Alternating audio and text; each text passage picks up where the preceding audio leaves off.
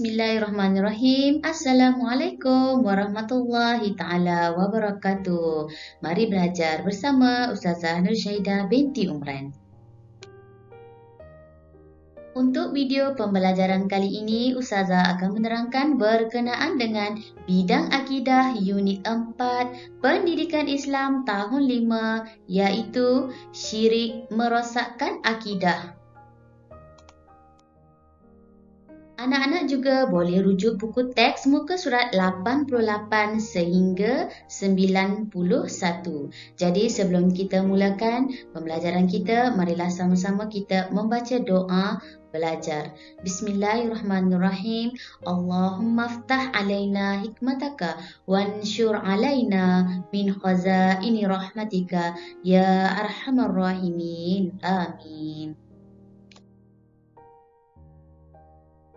Seterusnya, mari kita lihat objektif pembelajaran yang mana pertama, anak-anak dapat menyatakan maksud syirik. Yang kedua, dapat menerangkan hukum syirik berdasarkan dalil nakli.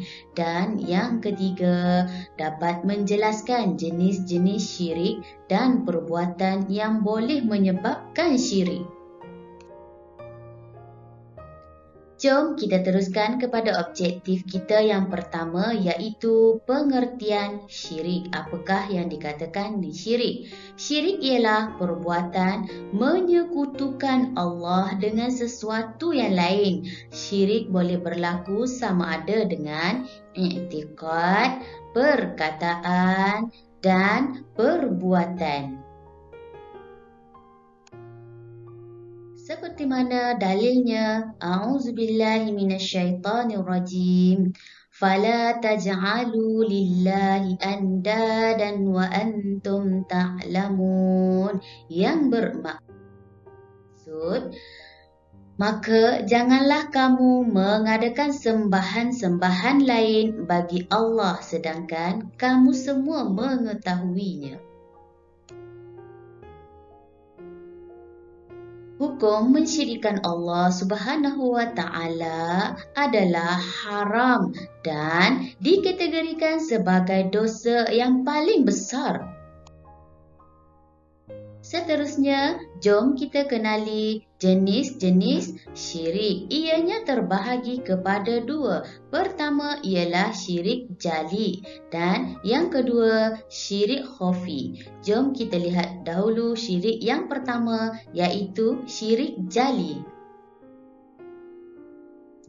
Syirik jali ialah mempercayai atau mengaku wujudnya Tuhan lain selain Allah yang Esa. Syirik ini merupakan syirik yang besar.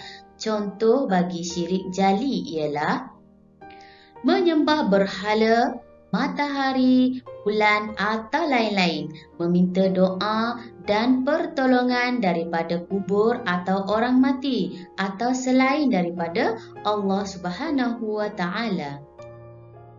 Mari kita lihat pula kesan daripada syirik jali ini. Apakah kesannya? Yang pertama ialah membatalkan akidah. Kedua, berdosa besar. Dan yang ketiga, dijanjikan azab yang pedih. Bagaimanakah cara untuk menjauhinya? Pertama ialah dengan mendalami ilmu agama tentang Islam. Kedua, istiqamah beribadah dan berdoa kepada Allah Subhanahu wa Ta'ala. Dan yang ketiga, mentaati perintah Allah dan Rasul. Seterusnya, mari kita lihat syirik yang kedua, iaitu syirik khafi. Syirik khafi ialah tidak meletakkan Allah sebagai yang mutlak dalam niat ketika beribadah atau melakukan sesuatu perkara. Syirik ini merupakan syirik kecil. Sebagai contoh ialah riya, iaitu melakukan sesuatu ibadah bukan semata-mata kerana Allah Subhanahu wa Ta'ala. Ianya hanyalah inginkan kepujian semata-mata. Apakah kesan kepada syirik khafi ini? Yang pertama ialah menghapuskan pahala amalan. Yang kedua, mendapat dosa dan kemurkaan Allah Subhanahu wa taala, dan yang ketiga, hidup tidak tenang. Bagaimanakah cara menjauhi syirik khafi? Pertama, hendaklah melatih diri supaya ikhlas. Kedua, menyembunyikan amalan kebajikan, dan yang ketiga, menghindari perasaan hebat dengan amalan yang dilakukan. Sebagai rumusan, kita hendaklah mengukuhkan keimanan kepada Allah Subhanahu wa taala dengan ilmu dan amal, serta menjauhi syirik yang boleh merosakkan akidah.